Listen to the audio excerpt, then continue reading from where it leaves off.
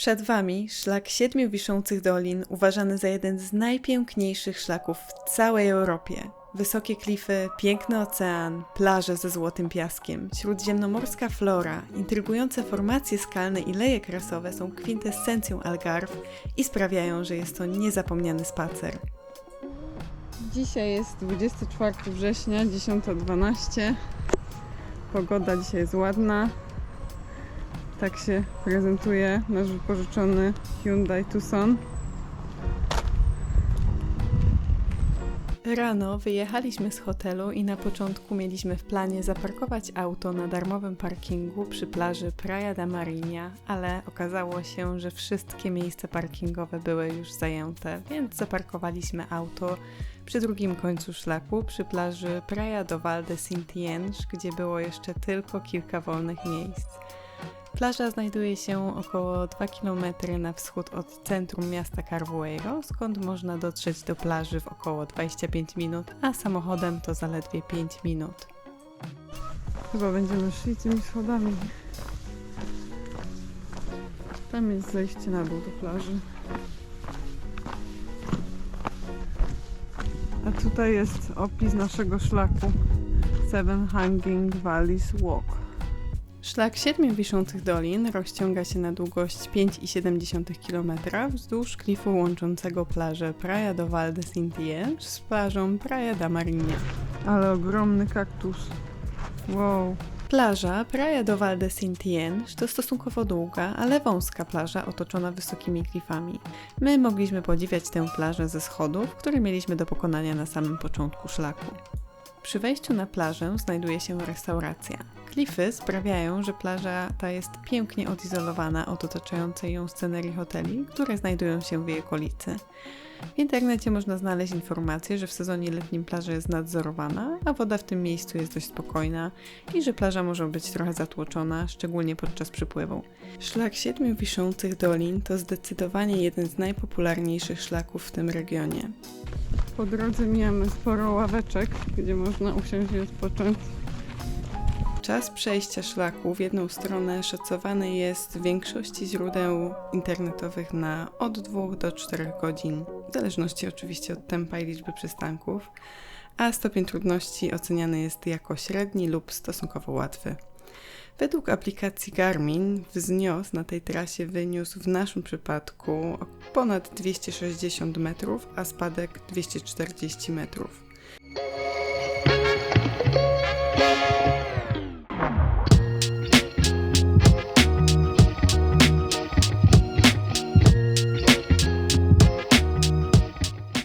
Jeśli chce się przejść szlak tylko w jedną stronę, to można skorzystać z transportu publicznego lub Ubera, aby wrócić do punktu początkowego i my tak też zrobiliśmy.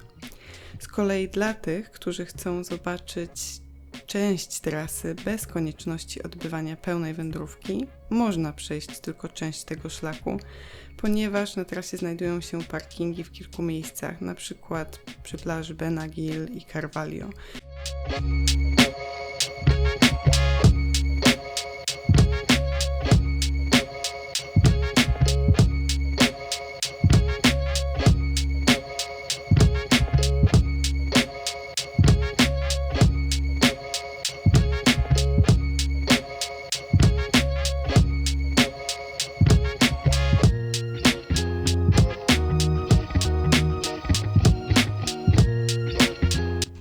Szlak jest bardzo odsłonięty, więc w letni upalny dzień najlepiej zacząć wędrówkę wcześnie rano, aby uniknąć upałów po południe. Poza tym zwiększy to też naszą szansę na znalezienie miejsca parkingowego. Podobno między czerwcem a sierpniem szlak odwiedza najwięcej turystów.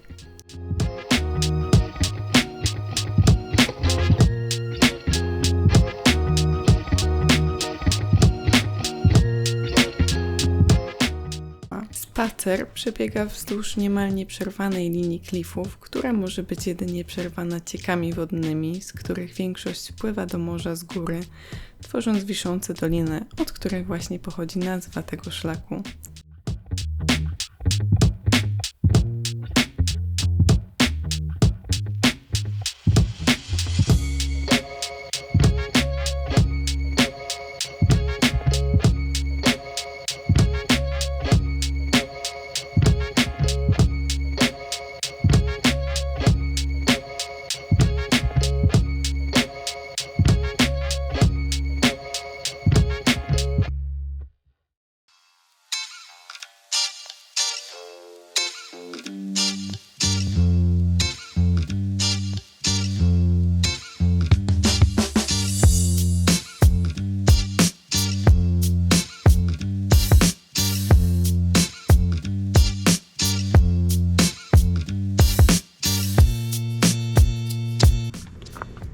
Tutaj mamy sinkhole.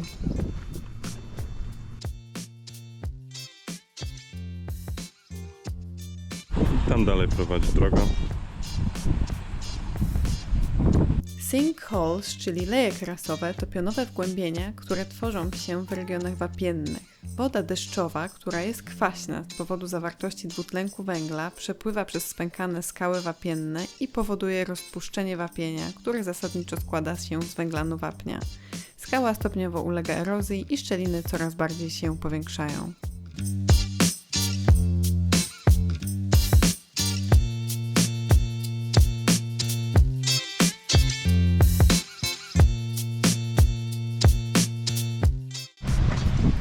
Stamtąd przyszliśmy.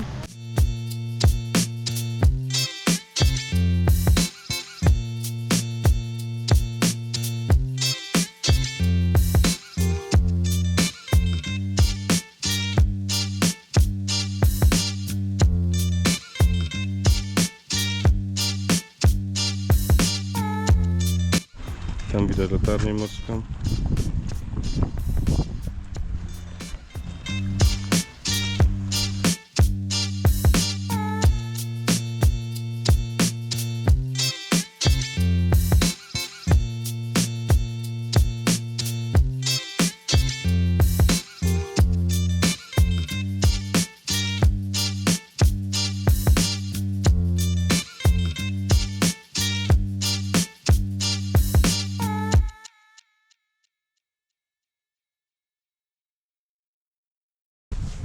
Te wąskie przejścia są tutaj między krzakami.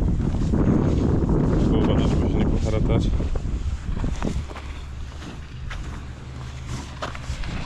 A płynie motoróweczka.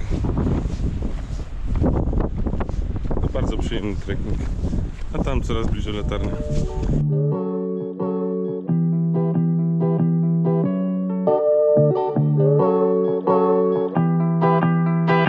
Dotarliśmy do latarni morskiej Alfonsina. Latarnia morska znajduje się tuż przy szlaku i jest ogrodzona, więc trzeba ją obejść dookoła.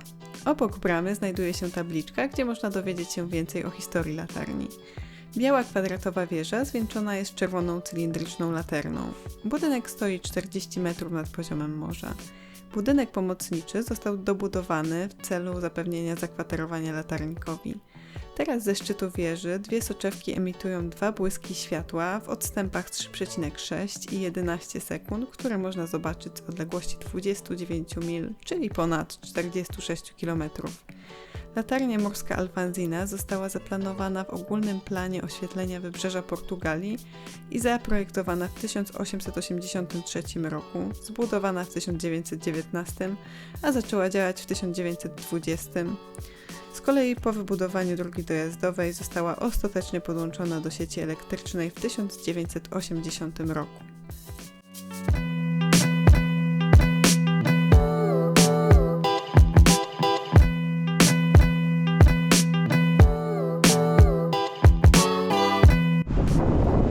Tutaj jest tabliczka, trochę informacji o latarni i o zwierzątkach.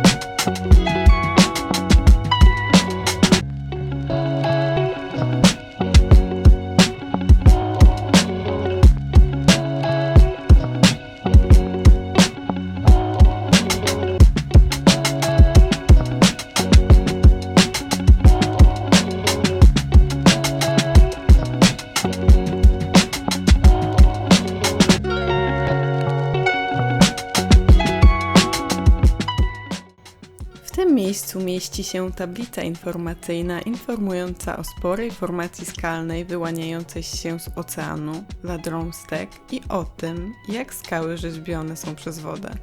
Możemy przeczytać, że tutaj gęsta, zielona, śródziemnomorska roślinność ustępuje miejsca krajobrazowi, w którym dominują jasne, nagie skały. Możliwe jest obserwowanie działania wody na formacje skalne, które tworzą wnęki przypominające spokojne baseny skalne i wypełniają się imponującymi strumieniami wody, gdy fale rozbijają się o nie. Te wapienne skały są bardzo podatne na kontakt z wodą i łatwo rzeźbione przez jej działanie, co prowadzi do powstania charakterystycznego krajobrazu zwanego krasowym.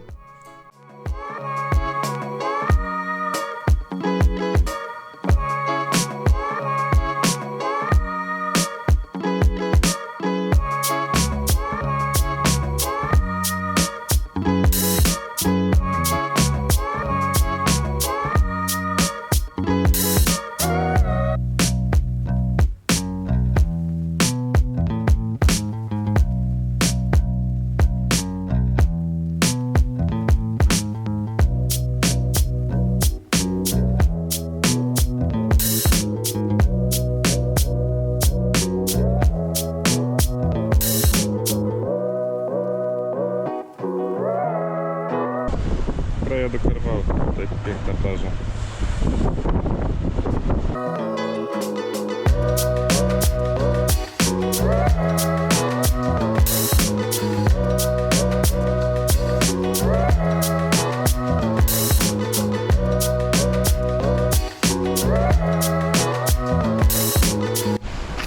Praia do Carvalho. Droga prowadzi tam na górę.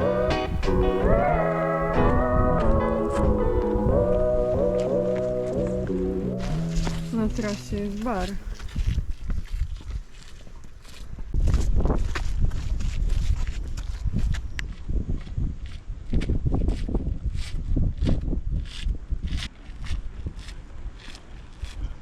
No i widzimy jaszczurkę.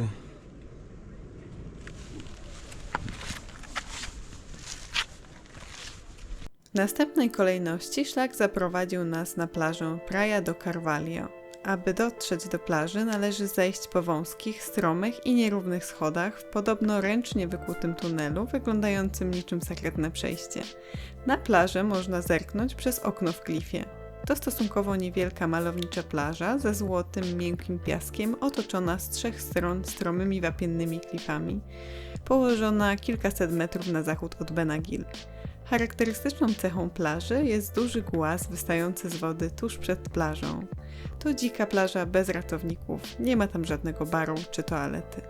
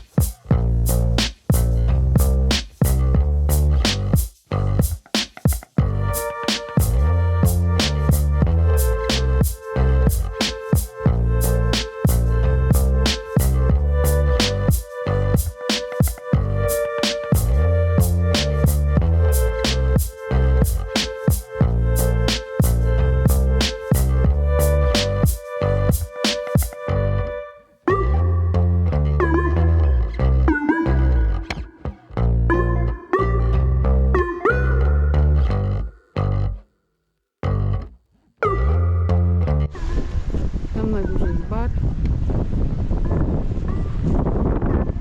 Dalsza trasa prowadzi tędy. No i idziemy sobie dalej. Bardzo ładna pogoda, ładny widoczek, przyjemna trasa. Wiaterek.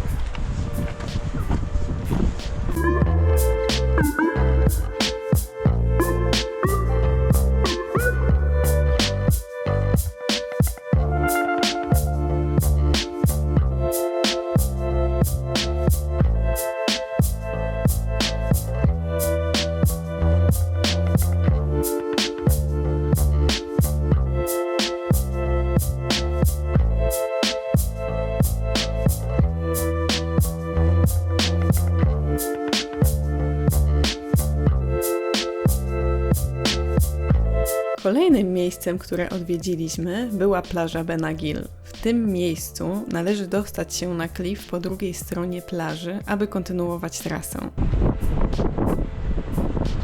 Tam skitu już idą dalej ścieżką. Dużo kajaków i łodzi tutaj przypływa do Benagil Cave. Plaża ta znajduje się w małej wiosce rybackiej Benagil, od której wzięła swoją nazwę.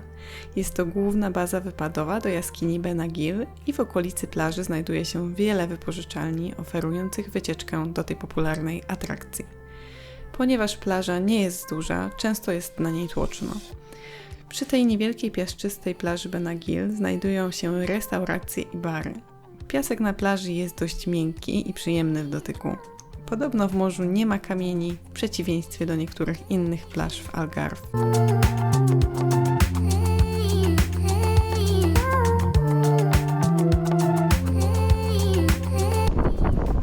Tutaj na dole jest jaskinia Benagil. Następną atrakcją, którą mijaliśmy, była jaskinia Benagil. My jednak zobaczyliśmy tylko jej fragment przez jej otwór na górze. Jaskinia Benagil to jedna z najbardziej rozpoznawalnych i najczęściej odwiedzanych atrakcji w Algarve. Z wnętrza jaskini można zobaczyć niebo przez okrągły otwór w suficie. W środku jaskini znajduje się mała plaża, która oświetlana jest przez wpadające przez otwór w suficie słońce.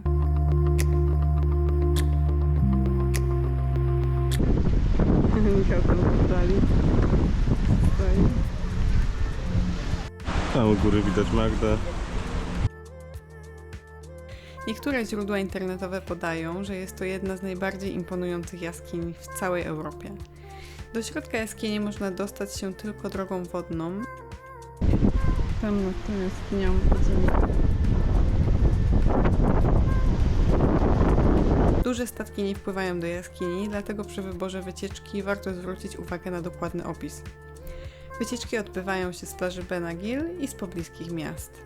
Jako że jaskinia zlokalizowana jest względnie blisko plaży, bo jest to około ponad 150 metrów, są też osoby, którym niestraszne są prądy morskie i fale i które podejmują się przepłynięcia tego odcinka wpław. Takie osoby jednak powinny uważać na łodzie wpływające i wypływające z jaskini w dość dużej ilości. Podczas większości wycieczek łodzią można odwiedzić również inne pobliskie atrakcje. O, tutaj 4 dziury. Po prawej, tutaj 2, po lewej ostatnia. W następnej kolejności na naszej trasie znalazł się punkt widokowy Mirador dos Arcos Naturais da Praia de Marinha. Z tego punktu można podziwiać 2 naturalne łuki skalne, które w Google Maps można znaleźć pod nazwą Rocha do Elefanty lub po angielsku Elephant Rock, co po polsku oznacza skałę słonia. Podobno skała z tymi podwójnymi łukami nazywana jest skałą słonia, ponieważ wygląda jak słoń. Robiąc zdjęcie z odpowiedniej perspektywy, z góry można uchwycić kształt serca. Stąd określenie serce Algarve.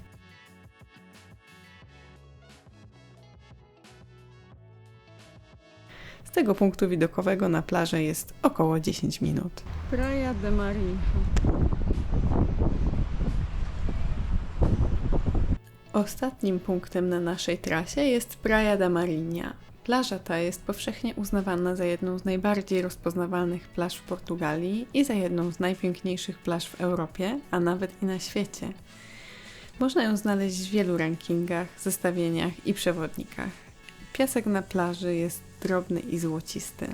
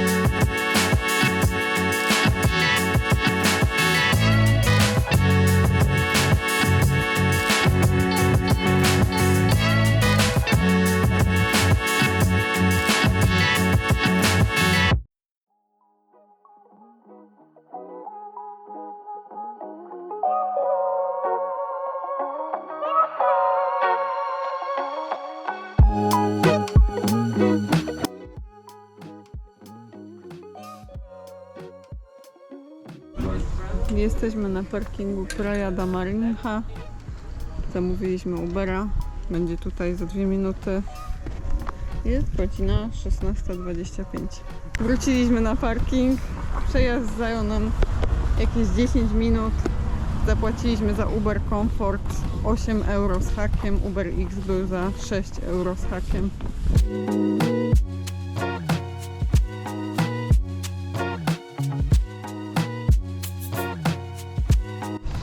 Jest 17:18.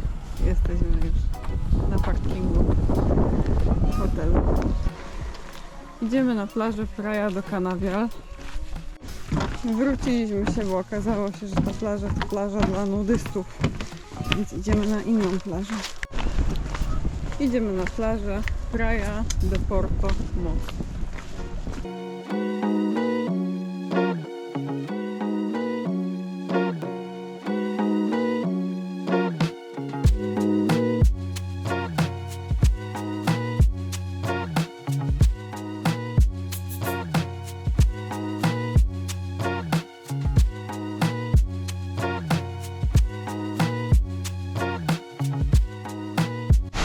Michał, chodź do wody.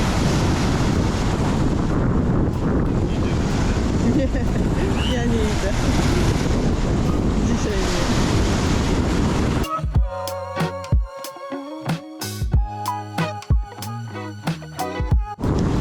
Michał pływa.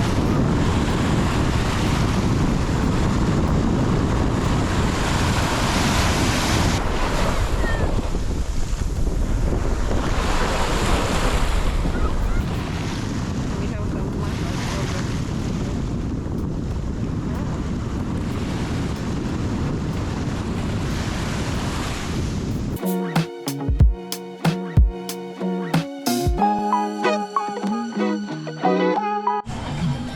Camp di Mare, restauracja. Jest tutaj przy plaży. My teraz wracamy do hotelu, a w następnej kolejności pójdziemy coś zjeść. Wracamy taką ładną uliczką do hotelu.